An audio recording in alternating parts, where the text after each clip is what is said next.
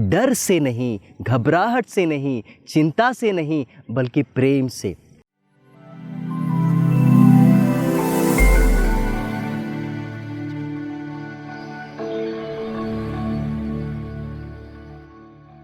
ख्रिस्त में प्यारे भाइयों बहनों, क्या आप जानते हैं कि आपके जीवन में कोरोना वायरस से भी गंभीर और ख़तरनाक वायरस विराजमान है। एक ऐसा वायरस जो आपको आंतरिक रूप से, आपको शारीरिक रूप से, आपको आध्यात्मिक रूप से और मानसिक रूप से क्षति पहुंचा सकता है। जी हाँ, यह वायरस और कोई नहीं बल्कि है डर का वायरस, जो आपको गंभीर रूप से क्षति पहुंचा सकता है, जो कोरोना से भी गंभीर है। हमारे जीवन में यही डर अनेक रूप में विराजमान है। कुछ लोग अंधेरे से डरते हैं, कुछ लोग अजनबियों से डरते हैं, कुछ लोग अकेलेपन से डरते हैं, कुछ लोग मौत से डरते हैं। विशेष करके आजकल कोरोना वायरस के कारण लोग कितने डरे हुए हैं। उन्हें पता नहीं कि उनका क्या होने वाला है, उनका परिवार का क्या होने वाला है। तो चिंता उनके दिल को तोड़ रही है, उनके मन को तोड़ रही है। जी हाँ, प्रभु ने हमें इस दुनिया में इसीलिए नहीं भेजा कि हम लोग डर डर के जीवन बिताएं। प्रभु ने हमें इस दुनिया में नहीं भेजा ताकि हम लोग चिंता में जीवन बिताएं, घबराते हुए जीवन बिताएं। जी नहीं, प्रभु का वचन सुनिए। प्रभु तिमोथी के दूसरे पत्र अध्याय 1 पद संख्या 7 में क्या कहता है, ध्यान से सुनिए। प्रभु ने हमें भीरुता का नहीं, अर्थात डर का नहीं, बल्कि सामर्थ्य का, प्रेम का और आत्म संयम का मनोभाव दिया है। प्रभु ने प्रेम से जीवन जीने के लिए आपको बुलाया है। प्रभु ने सामर्थ्य से जीवन जीने के लिए आपको बुलाया है। प्रभु ने आत्म संयम के साथ में जीवन जीने के लिए आपको बुलाया है। जी हाँ प्यारे भाइयों बहनों, डर से नहीं, घबराहट से नहीं, चिंता से नहीं, बल्कि प्रेम से। ठीक यही बात आज के पहले पाठ में भी यिर्मयाह ग्रंथ हमें बताता है। आज का पहला पाठ अध्याय 23 में प्रभु का वचन कहता है, प्रभु कहते हैं, प्रभु यीशु की ओर इंगित करते हुए हमें बताया गया है कि मैं ऐसे चरवाहे का नियुक्त करूंगा जो उन्हें सचमुच चराएगा। तब उन्हें न तो भय रहेगा, न आतंक रहेगा, न घबराहट होगी और न उनमें से किसी का सर्वनाश होगा। हालेलुया। मेरे प्यारे भाइयों बहनों, जी हाँ, यही हमारा जीवन है। डर से जीवन नहीं, बल्कि प्रभु यीशु के द्वारा पाई गई शांति का जीवन। अभी मेरा प्रश्न यह है कि अगर आपके जीवन से डर निकाल दिया गया, अगर आपके जीवन से घबराहट निकाल दी गई, अगर आपके जीवन से आतंक निकाल दिया गया, तो क्या बचेगा? जो बचेगा वो ये है, ईश्वर की शांति, जिसमें जीवन जीने के लिए हमें बुलाया गया है। जी हाँ प्यारे भाइयों बहनों, ईश्वर की शांति में जीवन जीने के लिए हमें बताया गया है और यही आज के पाठ का संदेश भी है। आइए सुनते हैं आज का दूसरा पाठ। प्रभु क्या कहता है, इफिसियों के नाम अध्याय 2 पद संख्या 13। प्रभु स्वयं शांति है, प्रभु स्वयं शांति है, जो दूर हो गए थे और साथीजार जो पास में थे, उन सबों को प्रभु ने अपने नज़दीक बुला लिया है। क्यों? इसीलिए बुलाया है ताकि हम ईश्वर की शांति को महसूस कर सके, ताकि हम ईश्वर की शांति को महसूस कर सके।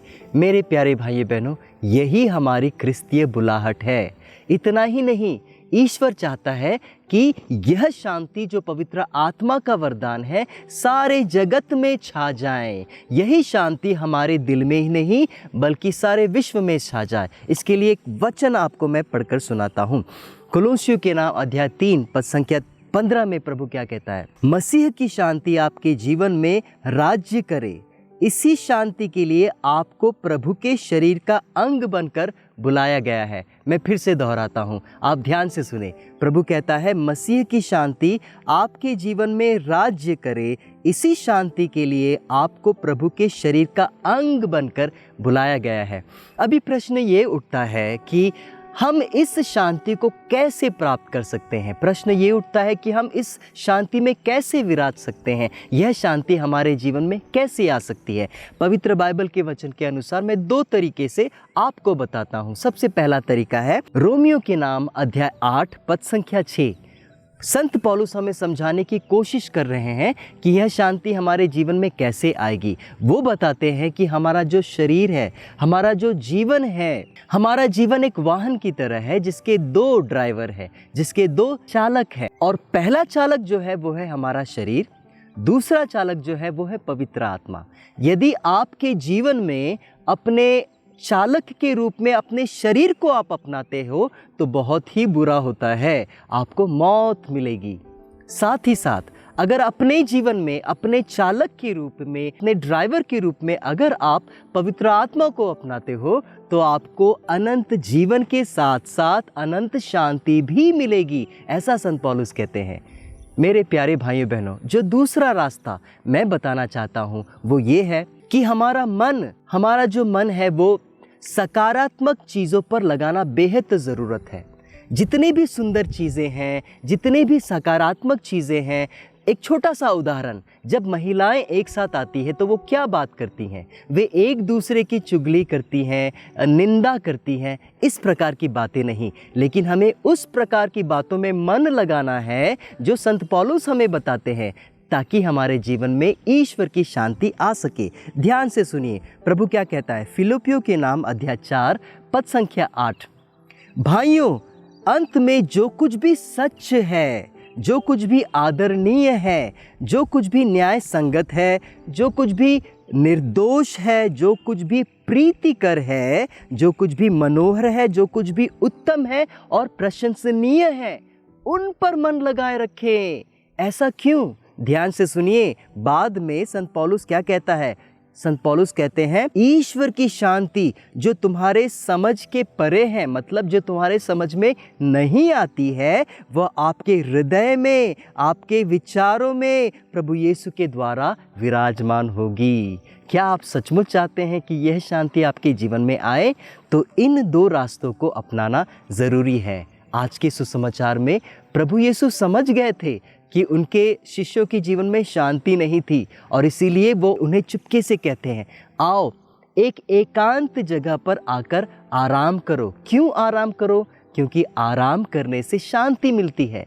यह दुनियाई आराम ही नहीं है, यह प्रभु यीशु की आराम है। प्रभु यीशु के नज़दीक बैठकर जो आराम करता है, उनके वचनों पर मनन चिंतन करता है, उन्हें यह शांति मिलती है। और जैसा प्रभु कहता है, ये दुनिया की शांति नहीं है, यह कभी न ख़त्म होने वाली शांति है जो आपको दी जाने वाली है। प्यारे भाइयों बहनों, आपका दिन सुखमय हो। सबों को जय यीशु।